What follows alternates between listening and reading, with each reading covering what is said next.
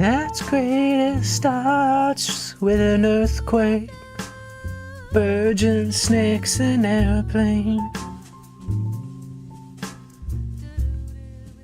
Lenny Bruce is not afraid. Let's go. Lenny Bruce ain't afraid. You know what Lenny Bruce is? Numerology? Or gematria? It equals Stephen Michael Shemiramoth.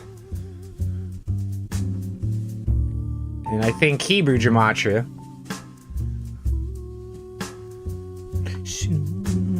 Let's go.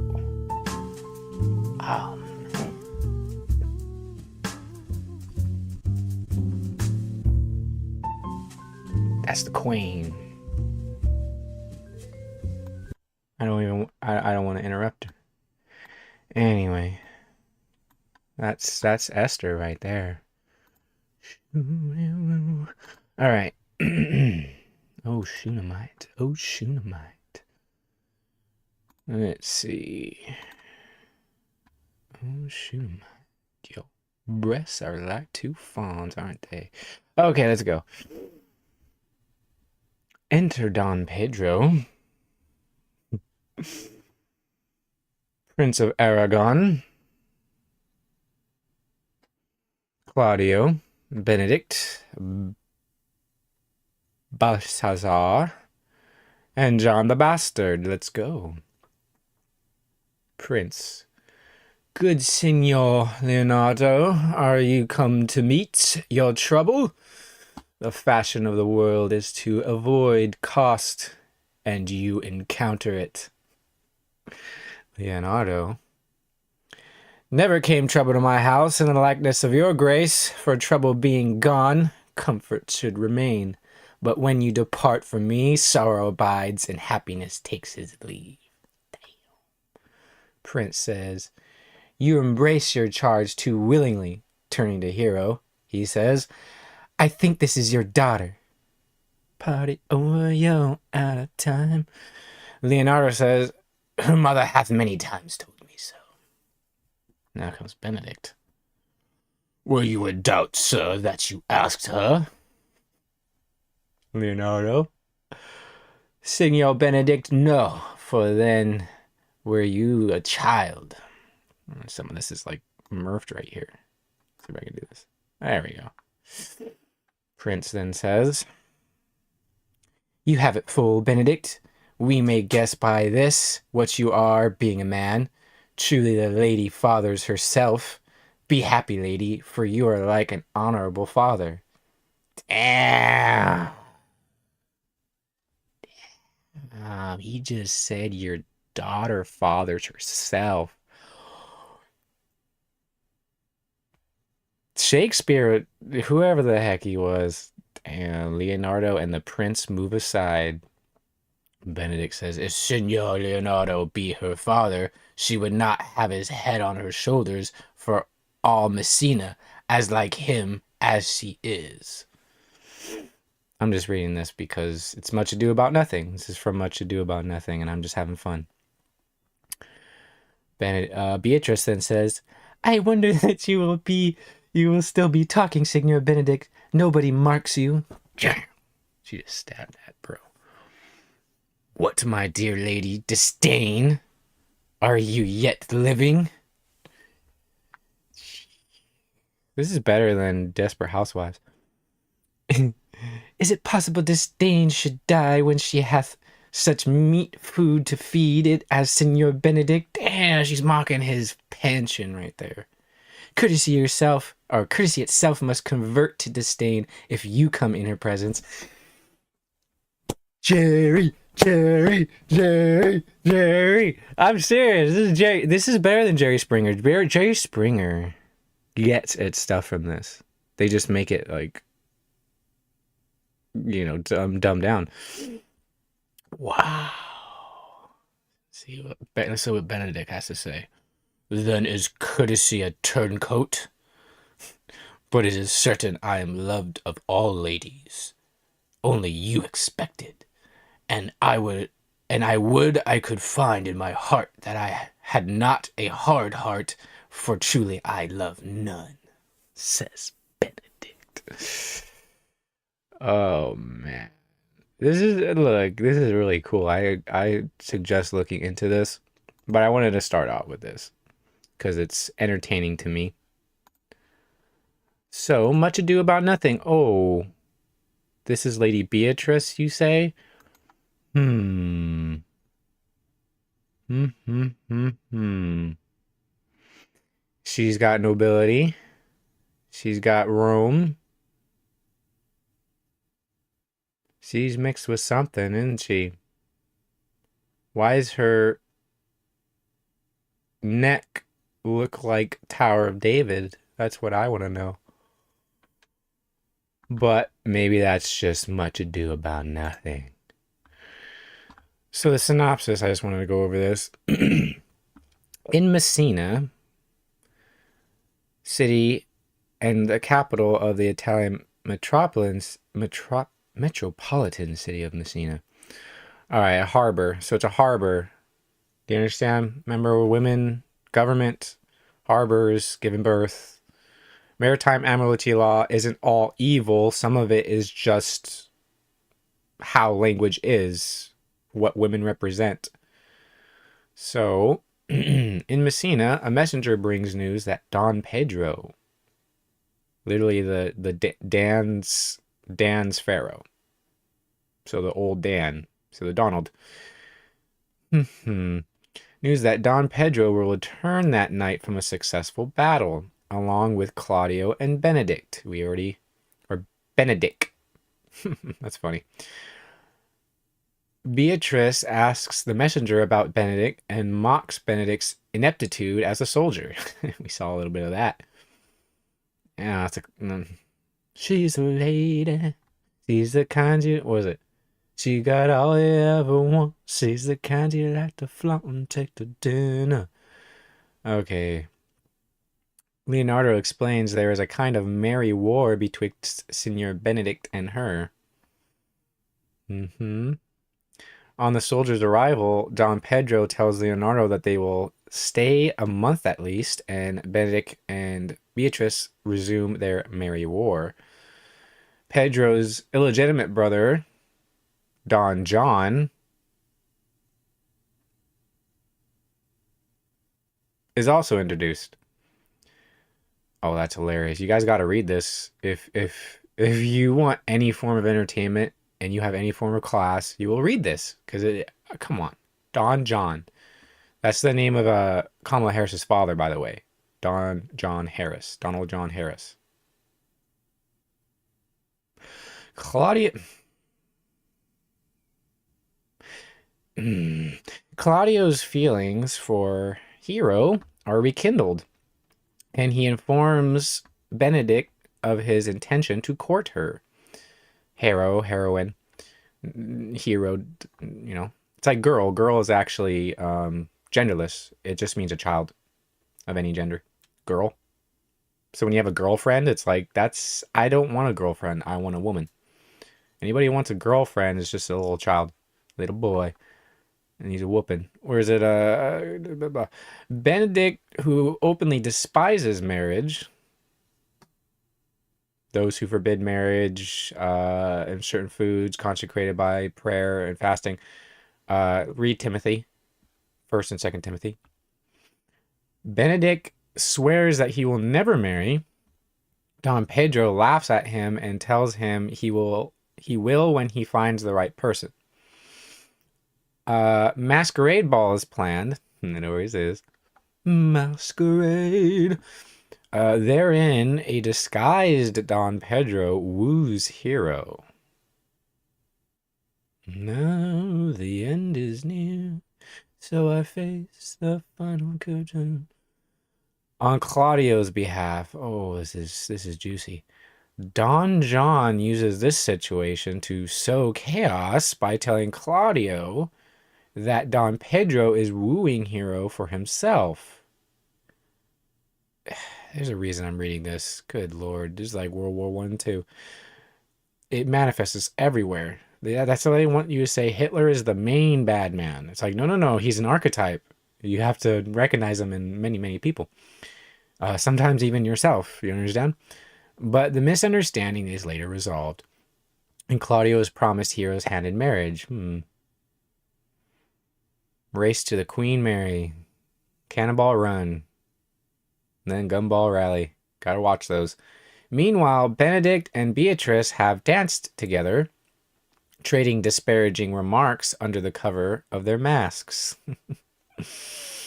Benedict is stung at hearing himself described as the prince's jester, a very dull fool, and yearns to be spared the company of Lady Tongue.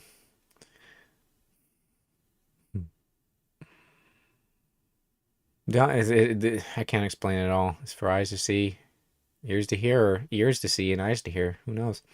Don Pedro and his men, bored at the prospect of waiting a week for the wedding, concoct a plan to match-make between Benedict and Beatrice. Of course. You can't make this up, man. At the end of this, I think I'm going to read something from Romeo and Juliet. So on the 11th part of this section, I think I'll do that. It's good that I started it with this, though. So they arrange for Benedict to overhear a conversation. This is funny because this is in Malibu's Most Wanted, that movie Malibu's Most Wanted. Except it doesn't seem arranged in that movie that he overhears. So it says they arrange for... Oh, no, I think they do, actually. I can't remember. They arrange for Benedict to overhear a conversation in which they declare that Beatrice is madly in love with him, but too afraid to tell him. Wow. Hero and Ursula likewise ensure that Beatrice overhears a conversation in which they discuss Benedict's undying love for her. Both Benedict and Beatrice are delighted to think that they are the object of unrequited love. Careful. Take me in, no tender woman. Take me in for heaven's sake. Take me in, no tender woman, sighed the vicious, poisonous snake. And both resolve to mend their faults and declare their love. It ain't really much ado about nothing, is it? It's very important. It's Lenore. You're not supposed to have Lenore. You sold your soul. You can't have Lenore anymore. They're trying to reverse the nevermore. You can't reverse that once you've accepted it. Meanwhile, Don John plots to stop the wedding, embarrass his brother, and wreak misery on Leonardo and Claudio. He tells John Pedro and Claudio that Hero is disloyal and arranges for them to see his associate, Borachio. Literally the drunk. Maybe that's John the Bastard, or maybe because it just sounds like a drunkard. I think bastard means drunkard, or it could mean son of a drunkard. That's why a bastard means that. That's what I'm seeing from it, at least.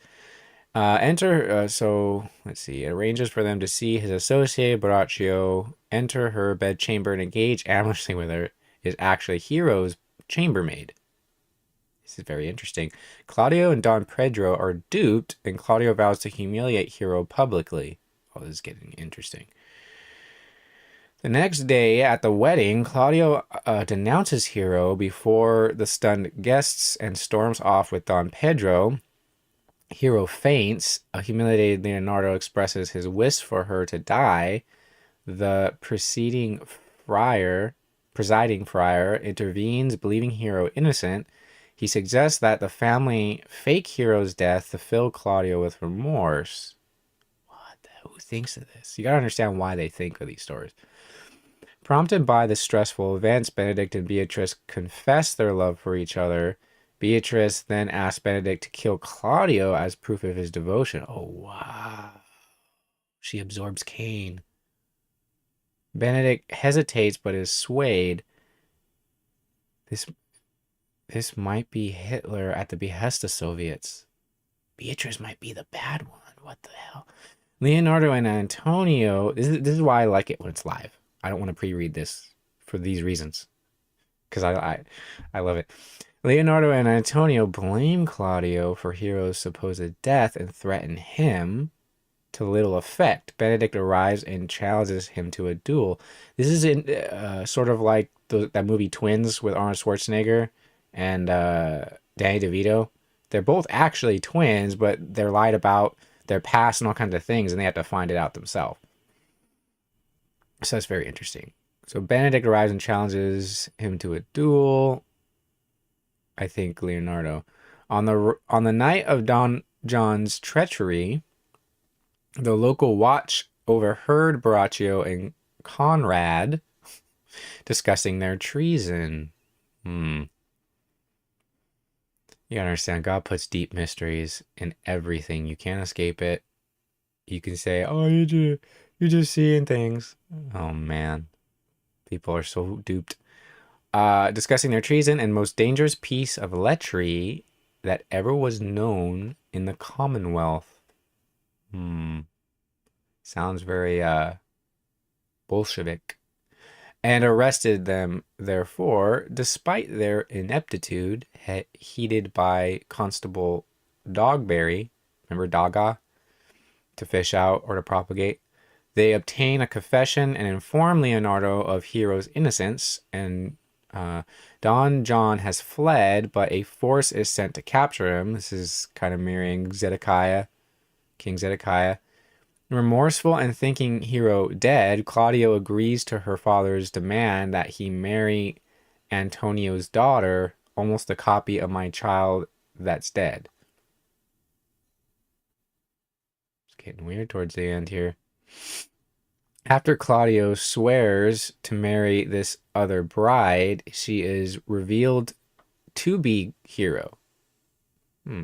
Claudio is overjoyed. Beatrice and Benedict publicly confess their love for each other. Don Pedro taunts Benedict, the married man, and Benedict counters that he finds the prince sad, advising him, "Get thee a wife." It's interesting that the Antichrist won't be swayed by the love of women. That's usually, I think, how the Most High controls the king is through the Queen Mother or the Queen. People don't understand how much a beautiful woman can sway a king. If you've seen some of these beautiful women, and I was King Ahasuerus, and that woman came in, I'd be like, "There's no way anybody's putting this woman to death. I'll give you half my kingdom." It's literally Dragonheart. I'll give you half my heart, is what he's saying. That's how beautiful these women are. I've seen them. I would give them half my heart too. Half of a couple of things. Anyway, so get thee a wife, he says. As the play draws to a close, a messenger arrives with news of Don John's capture. Can't make this up. But Benedict proposes to postpone deciding Don John's punishment until tomorrow so that the couples can enjoy their newfound happiness. Or 1,000-year reign. The couples dance and celebrate as the play ends. Shakespeare's literally... It's literally like to divide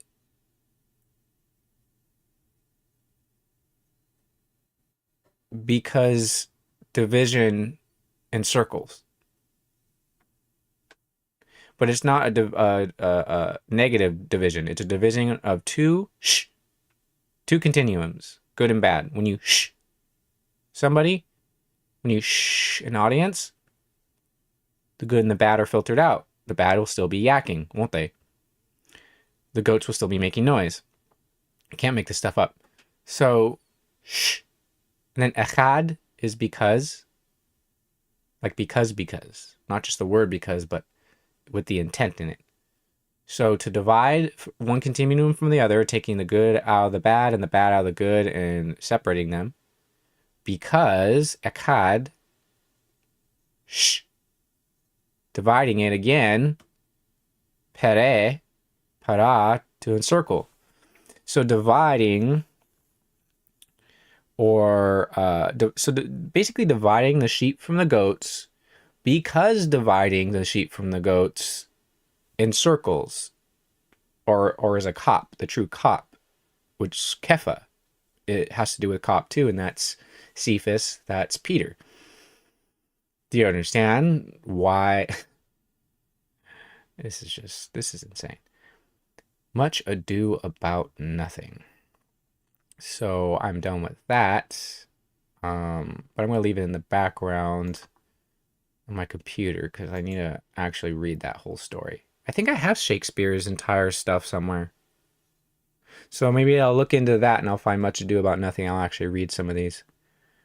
Most movies are based off of Shakespeare and scripture. Not kidding. So, that's it with that. That's 22 minutes. Perfect vision. Perfect time to start. Oh my god, he's using Freemason numbers.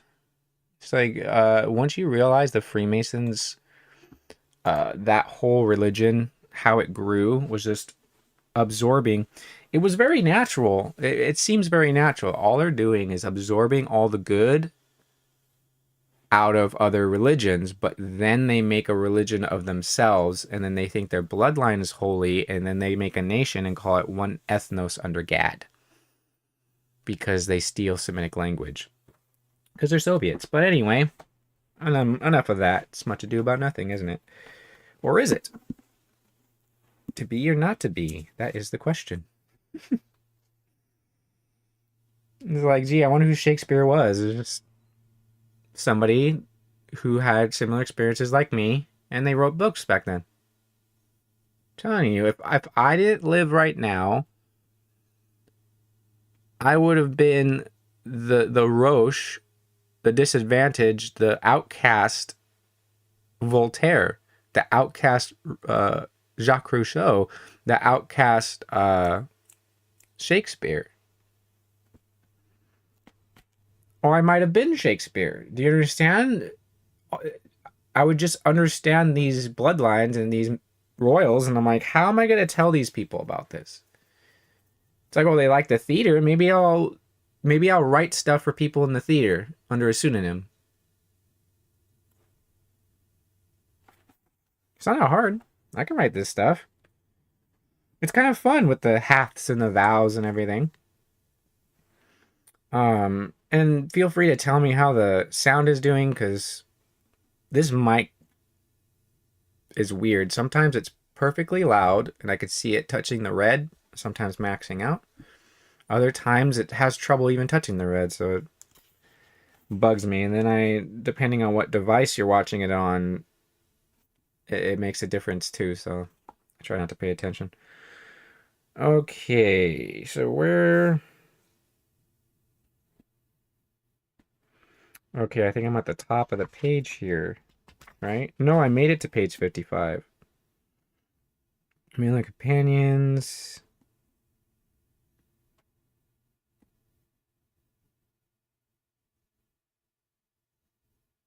I'll start, yeah, because this is where he starts talking about what he calls Jews. These people wear black, which in Torah, those are the Kimarim, the black-robed priests. They were the pagan ones. They worship the sun and the moon. Probably worshiping the moon the most, why they were dressed in black. Oh, scripture says to be dressed in white, and we're people of the day. Very interesting. Joachim and Boaz. Joachim is the day. Joachim is, he establishes. He establishes in the day because you can see better. You understand? Like, the first phones I think we had were actually solar phones. If I'm not mistaken, go look it up. Solar phones. Before, everything was wireless before it was wired. Why do you think it was wired first? Because they're putting you on a leash. But you don't care because you know, it's a freaking movie. You're just, oh, it's so cool. Look, Batman. Something pulls you forward. What was that? Am I on a leash? No, let's keep watching Batman. Alright, so this is a critique again of Mein Kampf by allegedly Adolf Hitler. Could have been many people, but he could have been a special breed that was able to actually express this all out of one person. That's why he would be a master sorcerer. Remember, shamanistic actually isn't bad. And shamanism is usually mystic and full of stuff. They use a wrong term. A sorcerer is evil. A shaman is like Balaam. He can choose to be good, but a shaman seems like they have a materialistic stamp on them. But I forgot, shaman basically just means like to cry out like many waters, I think. So it might be a weeper, somebody who sees and then they're weeping. It could be all kinds of things. It could be just somebody out in the wilderness shouting, like either calling for the Most High or just calling for, people to see the truth. So shaman doesn't have to be bad, but it seems that the end result of a shaman has a good chance of becoming a sorcerer. But anyway, so this is his words, not mine. Remember that. Hopefully AI can figure that out and not cause a problem. It's funny, I call it Adolf Intelligence because that's what it is. It's literally Adolf Hitler and a computer. And he wants to say, "Oh, we gotta keep our race pure," when he's a Hamite. He's the same as an African. He just has white skin. I'm not even kidding. Do I have to prove it a million times? Look, these people are genetically the same. This is Hitler fighting against his cousin, his Kushim. Aw, what's up, cuz? Sup, cuz? Oh man, homie, you look good. Oh, homie, you look good too. Let's make movies together. This is cool. You like my brother. Duh. So then you get this Hamite out there, this white Hamite. He's a Hittite, so I call him Mr. Hittite. Telling people, oh, we don't want some African. He literally uses the hard R, running around, using Germany as a playground. It's like you got white Hamites in Germany. Why not black ones? And then he either pretends to not know it, or he's just suppressed it and said, no, that's not true. I don't know. He could have wrote the book. I think he wrote the book, but he could have not. Could have been ghostwritten like Trump's books. This could be like a literal Soviet think tank could have written this up, but sometimes that doesn't. It seems too organic. I think they actually instigated Hitler as an organic thing. Like if you watch that movie Eagle Eye with Shia LaBeouf, he's probably even trying to tell you something like that in that movie, where it's like they can control Hitler like they did his character in that movie. It's like there's some woman on the phone that tells him to do something and it keeps happening right. And it keeps getting him saved. It keeps physically. It gets him where he needs to go, but they're trying to get him to do something for them. And towards the end, I think he figures it out or something. There's a reason they make these movies. Because Hitler was like this eagle eye type thing where he's the eagle eye. I mean, he's the vessel. The eagle eye is around. It's Prescott Bush funding him. It's Rockefeller's funding him. Literally sitting back and going, excellent, every time he does what they want him to do. He's literally just Charlie Manson. He's Charles Manson. That's all he is. He knows a lot of truth. It freaks him out, and then they get him to notice a pattern, and then he thinks he's going to save the world because the Beatles are telling him. It's like, what? But he knows all these people in Hollywood and stuff. It's really weird. So Hitler is just basically a Charles Manson. And he can get a cult of women and people to, even in prison. So anyway, these are his words. Mr. Hittite is speaking now. It was not until I was 14 or 15 years old, and I'll say J's, just for the sake of the TOS nonsense and how AI can't understand anything, apparently. So I'll just say J's for Jew. It was not until I was 14 or 15 years old that I frequently ran up against the word J, partly in connection with political controversies. Because people who call themselves that will get into news and merchants and media. These references aroused a slight aversion in me, and these people are cowards. That's why they claim they're Soviets. They claim the heritage and the feats, the accomplishments of a culture or nation, and then they try to drive it towards their Sovietism, which is anarcho-capitalism or communism. Doesn't matter. Capitalism is just a mask for anarcho-capitalism. These references aroused a slight aversion in me, says Mr. Hittite, and I could not avoid an uncomfortable feeling which always came over me when I had to listen to religious disputes. But at that time, I had no other feelings about the Jays. They call it the Jewish question. And it's literally the real one, the real question is the Shema. Hear, O Israel, Yahweh is God, Yahweh is one. One.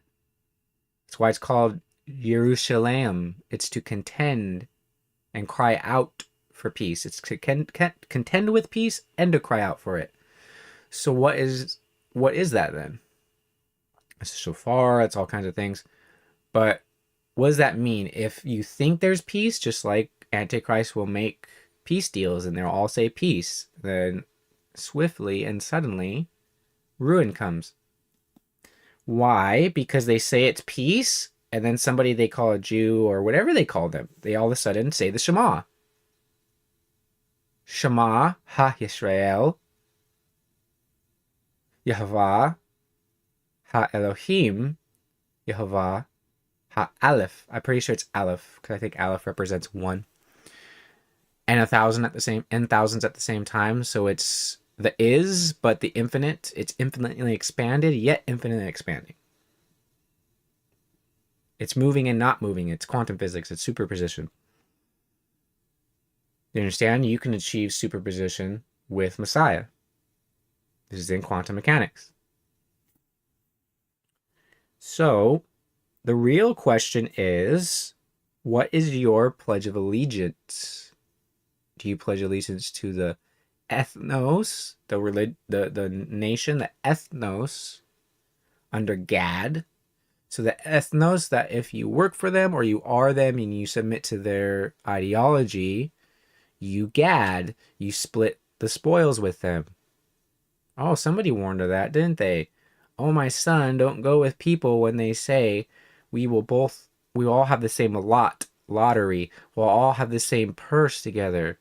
We'll get this money and split it, but you have to help monetarily or physically. You have to help us wrong people. Okay. That gets people questioning, oh man, am I helping wrong people with my finances? Should I be doing things to attempt legally to pay the least taxes possible? That's the real question. What do they ask Yehu? Is it peace? His answer is, what have you to do with peace? What have you to do with shalom? Ride behind me. 3 messengers. The kings go up to him. This is our best soldier. What does he have to say? What does our best soldier have to say? And the king goes up to him. Mixed blood of Ahab and Yehuda. And he says, is it peace, Yehu? And he says, how can there be shalom when the whorings and the sorceries of your mother Jezebel are so great? Oh boy, he just saw the Tyrannosaurus Rex. Right there was the lawyer on the toilet staring at the Coptic eyebrow T-Rex. How can it be peace?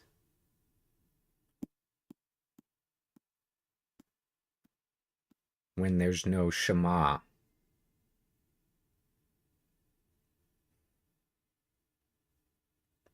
How can there be peace when I hear no shofar, I hear no Shema. I actually hear a pledge to something else. Pledge of allegiance to something else. I hear a pledge of allegiance to Sikkuth, their king, and Kayun, their star god. Stars and stripes forever. One ethnos under Gad.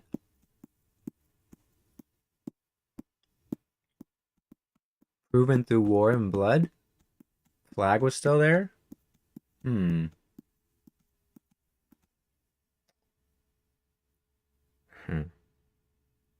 Star Spangled Banner. Okay.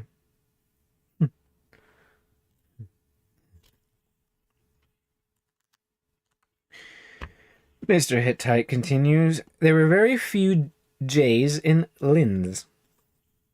Lindsay? Remember these Soviets, doppelgangers of Scottish tribes? They're doppelganging them. In the course of centuries, the Jays who lived there had become Europeanized in external appearance and were so much like other human beings that I even looked upon them as Germans because they were Germans. They call themselves that, but they aren't. They're a congregation of Satan, literally a community center of Satan. So if they had kids, they would have school projects called After School Satan. Good thing that doesn't exist in the US. Wait a minute. Just to be safe, go type in After School Satan and see if that's in the US. Just to be safe. So they were Germans. He's literally saying that these Soviets, he knows they're Soviets. They're black-robed Soviets, they're Kabbalists, and he's calling them Hebrew. Do you understand? I've heard this man's speeches with subtitles. I know what he said about them. The reason why I did not, he continues, Mr. Hittite, the reason why I did not then perceive the absurdity of such an illusion was that the only external mark which I recognized as distinguishing them from us was the practice of their strange religion. Yeah, it is very strange. It's not biblical. It's not in scripture. It is very strange. It's lunatic fringe. As I thought that they were persecuted on account of their faith, my aversion to hearing remarks against them grew almost into a feeling of abhorrence. I did not in the least suspect that there could be such a thing as a systematic anti-Semitism. Oh, come on. Yeah, there is anti-Semitism. People don't understand Semitic people. It's Shemitism. See, Semitism sounds like Simeon. Simeon is to hear. That's the Shema. Why they call monkeys, what do they call them again? Simeon or, I don't know why I'm not thinking it again. Yeah, like Simeon or something. I gotta look it up. But it's like a joke. It's Shemitism. Shem. Not Sibboleth. Shibboleth. So Mark Cernovich, no, you are the synagogue of Satan, Mark Cernovich, because you say Sibboleth. I hear you, and I'm in the government, and if anybody does anything to me, then all the truth gets out. It's like, why don't you just say the truth? It's like you're just telling everybody you're a coward. I don't understand. And then he's just getting drunk and complaining about Trump or something when he gets elected. I'm like, these people are women. Okay, then I came to Vienna. Oh, you went to Vienna. Started noticing other things, huh? Confused by the mass of impressions I received from the architectural surroundings and depressed by my own troubles, I did not at first distinguish between the different social strata of which the population of that mammoth city was composed. Yeah, it was a melting pot, wasn't it, Mr. H?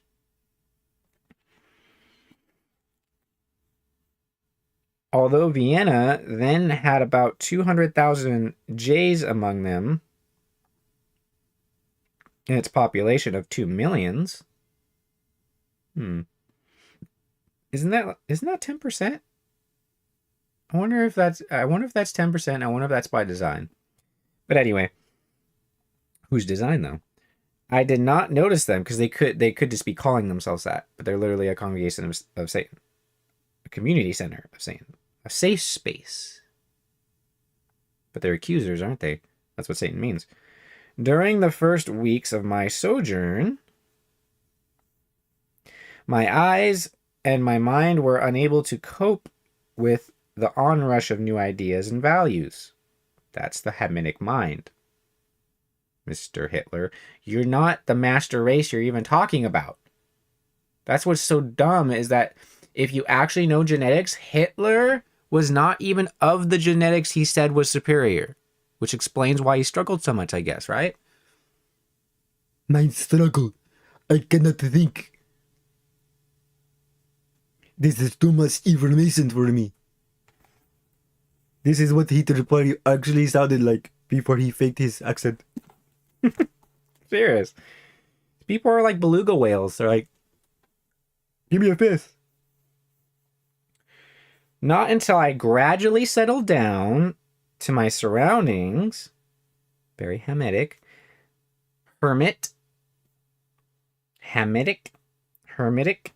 hermetically sealed, and the confused picture began to grow clearer. Yes, that can be good. See, that can be a good Hamite quality. He's trying to pretend he's not Hamitic and saying, oh, don't let the Hamites in here. It's like, what?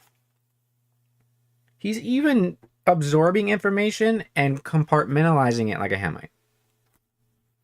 And he's gonna tell me about genetics. Haha, that's funny. All right, let's go. Teach me, Mr. H, if you can. Mr. Hirsch. Let's see. Not until I gradually settled down, blah, blah, blah, blah, blah, did I acquire a more discriminating view of my new world. That's a product of fear. When you perceive people as your enemy,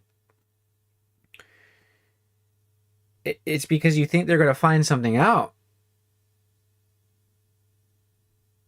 And with that, I came up against the problem of the Jays, he says. I will not say that the manner in which I first became acquainted with it was particularly unpleasant for me. In the Jay, I still saw only a man who was of a different religion. That's how you start off, I guess. And therefore on grounds of human tolerance. I was against the idea that he should be attacked because he had a different faith. And so I consider that the tone adopted by the anti-Semitic press in Vienna was unworthy of the cultural traditions of a great people. I feel like a record just scratched in a bunch of people's minds. But let's continue here. Okay, you gotta understand. The Nazi Party, the Third Reich, created a indoctrinational film called The Eternal Jew. Do you understand? So the Nazi Party put out to all Germany, proclaimed their enemy eternal.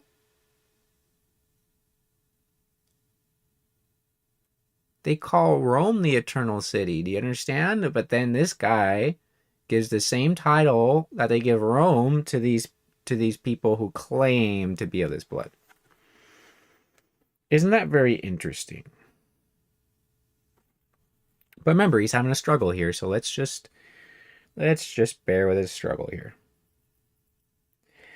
He continues, the memory of certain events which happened in the Middle Ages came into my mind. Yes. Why? And I felt that I should not like to see them repeated. This might just be to calm down the sheep who heard the other terms he said already and went, hey. And he's like, oh, don't worry, little sheep. Don't worry, little Christians. Just vote for me this one last time and you'll never have to vote again. Okie dokie. Generally speaking, he continues, these anti Semitic newspapers did not belong to the first rank. But I did not then understand the reason of this. And so I regarded them more as the products of jealousy and envy rather than the expression of a sincere, though wrong-headed feeling. My own opinions were confirmed by what I considered to be the infinitely more dignified manner in which the really great press replied to those attacks or simply ignored them, which later seemed to me the most respectable way. 47-minute mark here. In walks in the conqueror worm. I diligently read what was generally called the world press, Neue Freie,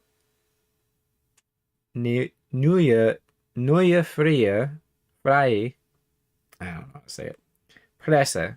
I'm all my German ancestors are just shaking their head if they can hear this. Hopefully they can't. Biblically they can't. I don't think. Wiener Tageblatt, or no, it's Tageblatt, etc. And I was astonished by the abundance of information they gave their readers and the impartial way in which they presented particular problems. I appreciated their dignified tone, but sometimes the flamboyancy of the style was unconvincing. You don't say. The flamboyancy of the style was unconvincing?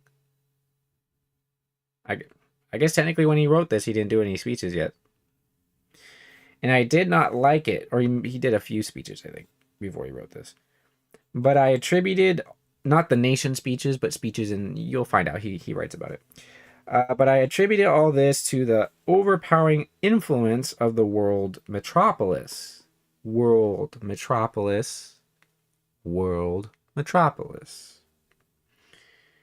That movie had been made by then. Hitler might have actually been able to watch that movie, Metropolis. It was made in the 20s. Since I considered, if he went to Vienna, he might have had access to that. Anyway. By 1920. This was written in 1926. So he had 6 years. Isn't it interesting that the 100-year anniversary of this book will be like 2026, 2027? Century. Centurion. Okay. He continues here, since I considered Vienna at the time, Vince might be a name that comes from Vienna. I just thought of that because I was thinking of Vince Vaughn for some reason. VV, that's 66. Sixers. Since I consider Vienna at that time as such a world metropolis, I thought this constituted sufficient grounds to excuse these shortcomings of the press. But I was frequently disgusted by the groveling way in which the Vienna press played lackey to the court. You're gonna see the U.S. America literally is Vienna and Pharaoh's Ankh, and the so-called Holy Roman Empire. Mostly it's rebels that rebelled against the satanic evil crown of their own bloodline. So they had more of a right. That's actually biblical law that the closest in kin should approach their kin first. So he continues here. Scarcely a move took place at the Hofburg, which was not presented in glorified colors to the readers. Remember, Vienna claims to be Germanic. Or the Franks. These are all Germanic. You gotta look at history. I can't explain all this. Right, presented glorified colors to the readers, in white and blue in our case. It was a foolish practice, which especially when it had to do with the wisest monarch of all time, Reminded, it's in quotations in here, so they might explain that somewhere later. Reminded one almost of the dance which the mountain cock performs at pairing time to woo his mate. It was all empty nonsense. Much ado about nothing. You can't make this up. I don't choose this. I just get the idea from somewhere and it happens. It's all empty nonsense. Literally much ado about nothing. That play might have to do with the press. It might have to do with Song of Solomon, and the press is actually the others speaking in the Song of Solomon. If you read the Song of Solomon, it says others. They could be doing a Kabbalistic spell with the press and the false Solomon and the false Shunammite, or the false Solomon and the true Shunammite. They're trying to wed the Shunammite to Pharaoh. There's so many. Anyway, he continues, and I thought that such a policy was a stain on the ideal of liberal democracy. Do you understand? Like, Hitler seems to be favoring liberal democracy. He's like a libertarian. It's the Green Party. They tell you this in that movie. There's a German movie called, forgot what it is in German, but if you put "He's Back" movie, Hitler, they made a movie that is a really good movie. You just have to read subtitles. They tell you the archetype I'm trying to say. You can't kill Hitler. They tell you that in the movie. This is a German movie. Watch it. He's Back. It's really funny, but it shows you how the benevolent psychopath can just reemerge. Watch that movie. It shows you Darth Vader. Luke, I am your father. When he shoots him, I can't tell you that. Watch that movie. That is a strange movie. Okay, I'll post a video from it that's very interesting. That uses that song by Coldplay. It's like, "This is when I ruled the world," and they use clips from that movie. It's really weird because it gives you a sense of patriotism. It makes you feel American. You're like, why do I feel American when I'm watching this actor play Hitler, waving to like modern Germans, and they're smiling at him? Do you understand? It's so crazy, man. People are gonna see it. Too late if they wait. All right. I thought that this way of currying favor, he continues, at the court was unworthy of the people. And that was the first blot that fell on my appreciation of the great Vienna press. See, what they want to do in their process with these people, in this case Hitler, is to slowly reveal to him how Soviets control everything. Then he understands that. He understands a lot of things that I'm presenting here, and then he lets it turn him to the dark side. Literally, like Star Trek or Star Wars is about this stuff. That's why they slowly reveal it to you. And the more time goes by, the more generations just accept the evil and work for it in order for them to feed their families. And it just keeps growing until it's so obvious it's ridiculous. You'll have a literal yin yang generation, and the good will be so small it'll just be the white dot in the yin yang. It'll be a whole black circle with just one dot on it. Remember, it's reversed. The yang, they say, is bad, but it's literally the yan. It's the Gimel, it's the investment of grace. But I want to get into it. It's the two ands, good eye and bad eye. While Indiana continued to follow with a vivid interest, he continues all the events that were taking place in Germany.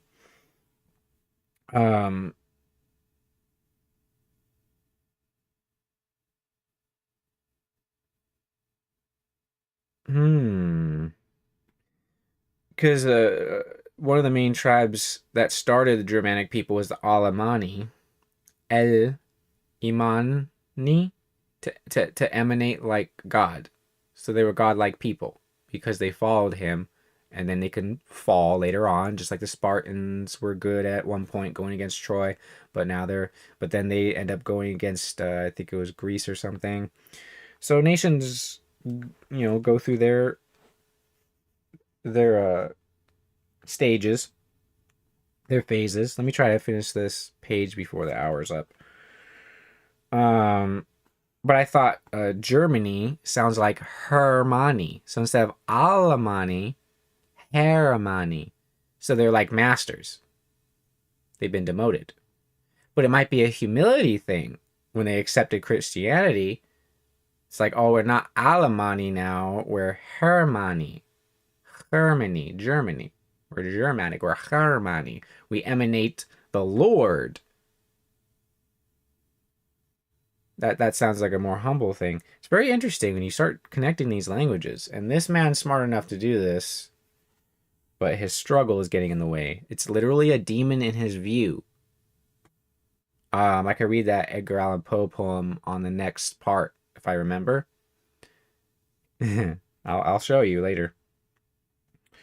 He continues, whether connected with political or cultural question, I had a feeling of pride and admiration when I compared the rise of the young German Empire with the decline of the Austrian state.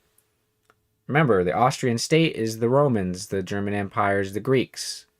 Their language hides Semitic things in it, and that's why you have an outside force gathering around, surrounding, and trying to control this other force that's greater than it. Remember, he says pride and admiration. You should only have admiration. That's again, Lord. Pride, para, that. Pride is literally to invoke Pharaoh. And Pharaoh isn't free, it's wild. So when you say, I want to be free, you're saying, I want to be para. I want to be Pharaoh. Land of the Pharaoh, home of the brave, et tu, brute. That's Leviathan and Behemoth, isn't it? That's Godzilla.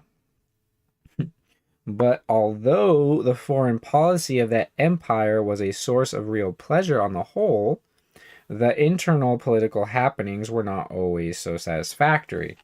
I did not approve of the campaign which at that time was being carried on against William II. Were you related to him, possibly? Was he like your second cousin once removed?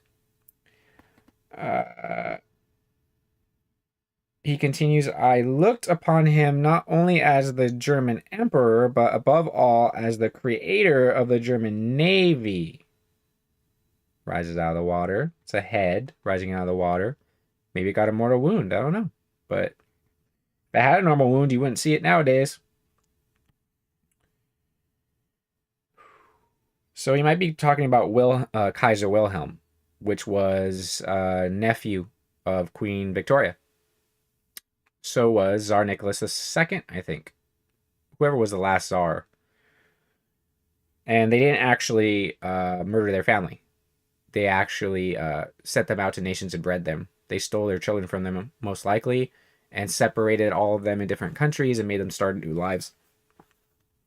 They only killed their identity. Not kidding. One of their kids literally looks like David Gilmour when he was really young. Their phenotypes are in a lot of so-called elite. They call themselves elite, right? The Alemanni humbled themselves into the Hermani. These people elevated themselves, calling themselves elite. Elevate?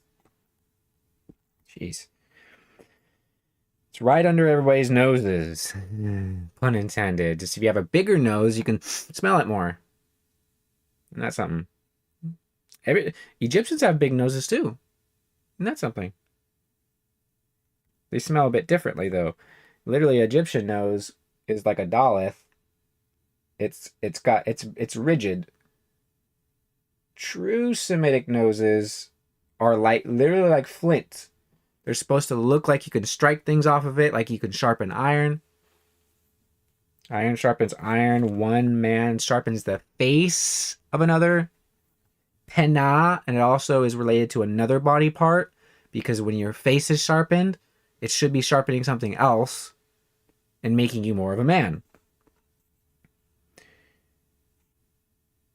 The fact that the emperor, he continues, was prohibited from speaking in the Reichstag made me very angry. Yeah, because it makes you have to understand he's a puppet or figure out something in your struggle to make an excuse why he's not a puppet. So he continues, because the prohibition came from a side which in my eyes had no authority to make it, this is literally what they do in America, for a single sitting, those same parliamentary ganders did more cackling together than the whole dynasty of emperors, comprising even the weakest, had done in the course of centuries. It annoyed me to have to acknowledge that in a nation where any half-witted fellow could claim for himself the right to criticize and might even be let loose on the people at the legislature in the Reichstag, America, exactly how America works, the better of the imperial crown could be the subject of a, quote, reprimand on the part of the most miserable assembly of dribblers that had ever existed. America, if you Hebraize it, literally means as if they were all speakers. Amar and ke. Amar ke. Amara ke is literally as if they were all speakers. That's what Messiah called James and John when they just wanted to send fire out of heaven, fire and fury like the earth has never seen. We'll just wipe them off the face of the earth. He called them Boanerges, sons of thunder, basically bags of wind. You're not the lightning, you're the thunder. It wasn't a good name for them. You're supposed to be the lightning. You're supposed to be silent. The thunder is the reaction of what you did. If you're just thunder, you're a bag of wind.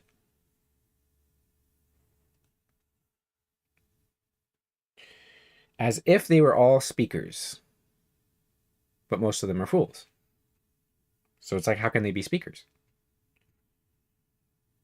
Well, this is my opinion. Nobody cares. No one. I was even more disgusted, he continues, at the way in which the same Vienna press salamed obsequiously. Good lord. He doesn't realize it's very feminine to do this. When those men spoke in Job, they didn't speak like this. They spoke very eloquently. Just this is like, come on, bro. Salamed? You're literally gonna like throw in like Arabic in there or something? What is this guy doing? Is he a Shriner? Is he becoming the 33rd degree by the council of other 33rds? Salamed? Why is he saying salam? That's written on the fez of the Moroccan Illuminati. What? Maraca? Maracas? I was even more disgusted in the way in which the same Vienna press salamed obsequiously before the meanest seed belonging to the Habsburg royal equipage and went off into wild ecstasies of delight if the nag wagged its tail in response. You see how when he starts to mention the Habsburgs, he's actually speaking directly to them in this book as his distant relatives that he is envious of. That's why they turn people like him into the actual Soviets. They make them a fake Roche by their Hollywood. I'm just a poor boy. I need no sympathy. Caught in a landslide, oh, escape from reality. Open your eyes, look up to the skies and see. I'm just a poor boy, poor boy. Oh man. What does he say though? Beelzebub, the devil put aside for me. You understand? Mama just killed a man. Put a gun against his head. Pull my trigger, now he's dead. Life has just begun, but now I've gone throwing it all away. But here is the Born Ultimatum. I still haven't watched that movie because they wanted me to pay for it. I ain't paying for their propaganda out of my pocket. And, you give it to me free or I ain't watching it. Do you understand? That's Pharaoh. If it's a Pharaoh movie, it better be Pharaoh, which is free. Pharaoh Magnetic. Okay, let's just start this again. Let's start this again. Ooh. Baby.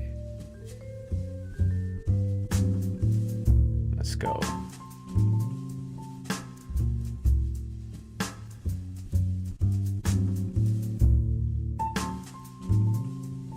These are the descendants of Adolf Hitler's bastardized family.